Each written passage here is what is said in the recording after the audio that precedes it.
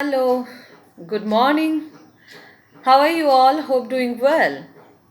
This is Nilanjana Chaudhary in the concluding video for the poem named A Photograph. In the previous video, I have started discussion of this poem. So, today let's begin with the vocabulary first. What are the words we have got here in this poem are first word is paddling. Paddling meaning moving or walking in the shallow water. Transient. One another word we have got as transient. Transient meaning something which lasts for short period of time. Something which is impermanent. Okay, short-lived. Another word we have got both wry. Wry, W-R-Y, wry, it actually means an expression of disgust, disappointment and annoyance. So both wry here, it means it refers to the poet's disappointment due to the helplessness. She is helpless, and that helplessness brings a disappointment. She is very sad. So these were the words, I think, these three new and unfamiliar words you people have come across. Now you know the meaning also. Now let me move on the next point of discussion, that is poetic devices. Whatever the poetic devices the poet used over here. Here we have four poetic devices. These are personification, alliteration, transferred epithet and oxymoron. So let's have a detailed study of all poetic devices. Personification, you people know that in this poetic device we find whenever we just bestow an object, and that means a non-human being with all human qualities and attributes. So we find this, I tell you, the cardboard. The cardboard shows me how it was. One another line is, the sea appears to have changed less. Was there terribly transient fate? Okay, one another, its silence, last line, its silence silences. Its here means death. Okay, now let me explain this. Cardboard is an object and bestowed with the quality, human quality of showing. Sea, quality with the quality of appearing, and it can wash off also. The sea waves, the sea, it can wash off also. So these are all human qualities what we have bestowed, respectively. Cardboard, then sea, it's showing, appearing, washing and making something silent. Now come to the point of alliteration. We find alliteration also over here. What is this? This means occurrence of consonant sounds or the same letter at the beginning of the words, adjacently placed or closely placed. As for example, stood still, to smile, terribly transient, silence, silences. Now stood still, S and smile also S, the sound and later here is repeated. In terribly transient, T and T repeated over there also. And next is silence, silences, S and S repeated. Next one we have got transferred epithet. That might sound unfamiliar to you. Let me explain. Epithet means an adjective or a phrase expressing a quality or attribute that is regarded as a characteristic of a person or thing mentioned. Now, transferred epithet means when an epithet is transformed from one thing, it actually describes to something else in the sentence mentioned.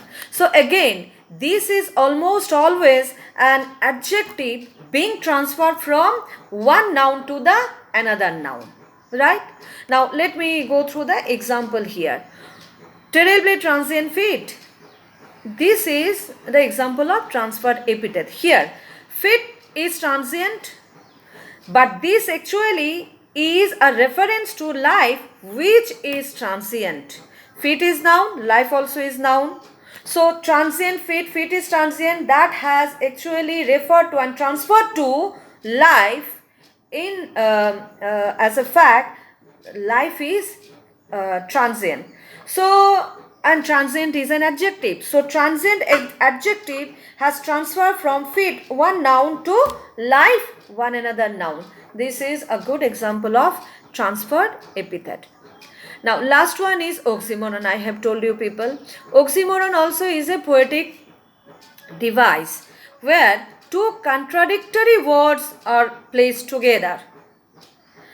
Labored is. This is an example of oxymoron. Labored is these two contradictory words placed together. Here, this highlight the grief and sadness what the poet is suffering from due to the terrible loss, due to the sad demise of the mother. So these are all poetic devices what we can find over here in this poem. Now let's check the rhyming scheme of the poem. Students, let me check. Do you find any metrical pattern here, or do the lines rhyme to each other? Let's check. Let me go through the lines. First stanza I will read, okay? You hear me. Cardboard shows me how it was. First line ends with was. Second, when the two girl cousins went paddling. So was and paddling, does it rhyme? Do these words rhyme to each other? No. Now come to third line. Third line, each one holding one of my mother's hands. Third line ends with hands. Fourth line ends with so. And she, the big girl, some 12 years or so. So hands and so also don't rhyme to each other.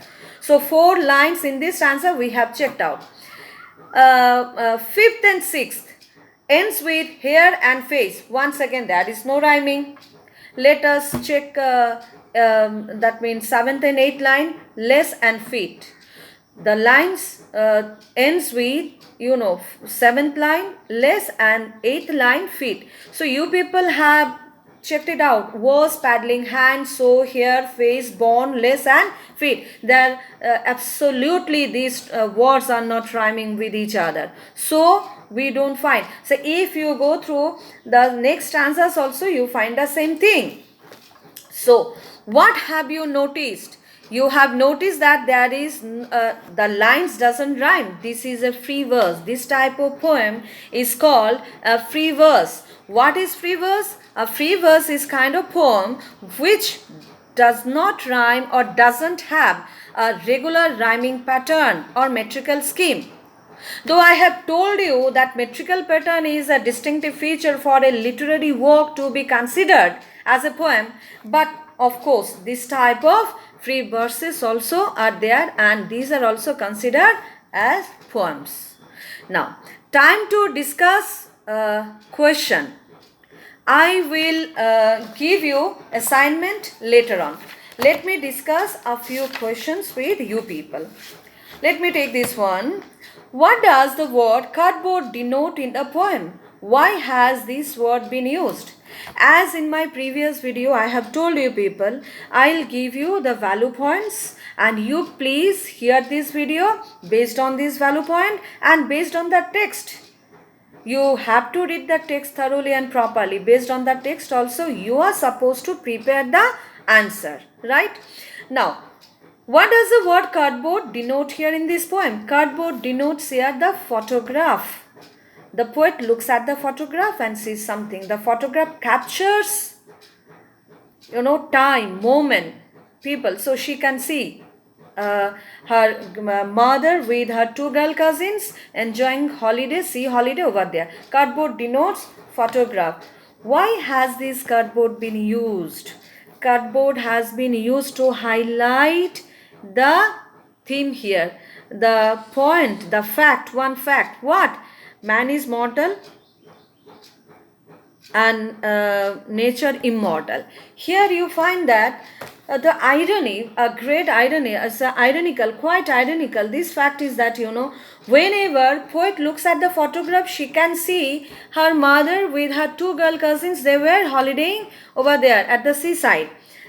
Mother is no more. Mother is a human being. Man is mortal. But in contradiction to this one, or on the contrary, the cardboard is still there. The photograph is still there. We know, we have one another example. C has appeared to have changed less. C has not, changed much. So cardboard, whenever these also exist, what actually shows a mother? These also exist, still hung on the wall. Mother is no more. So mentioning about the cardboard over here shows and intensifies, highlights the fact. Next one. What has the camera captured? Camera captures time, moment. Camera here captured, her mother, poet's mother, with her two girl cousins. They were spending their holiday at the seaside. Next one. What has not changed over the years? Obviously, see, you people know. Does this suggest something to you? Yes, obviously. This brings a significant connotation to us. Already I have told what is the significant connotation. You just hear the video and prepare your answer. Now, three stanzas depict three different phases. What are they? Okay, I have missed to mention this one while discussing the poem, explaining the poem. Three stanzas differently depicts three phases of life. First stanza depicts poet's mother's childhood. In her childhood, all of them, they were holidaying over there. Second stanza depicts mother's womanhood. That means whenever she grown up, she grew up and she gave birth to her child. And obviously poet was thinking that if she would have been alive, she would have been looked at the photograph, memorizing her pastime. So this shows womanhood of her mother. Last stanza shows or depicts mother's death. Mother is no more, she passed away, and present state, condition, situation, present time in poet's life. So you can see completely and distinctively three phases of human life to be depicted over in these three stanzas. So these were, my dear, questions. I will give you assignment now based on this one. Your assignment is you have to prepare summary of this poem, a photograph. Hope you have understood this poem very well. It will be an easy task for you then. So see you all in my next video. Stay safe and stay secure. Bye everybody.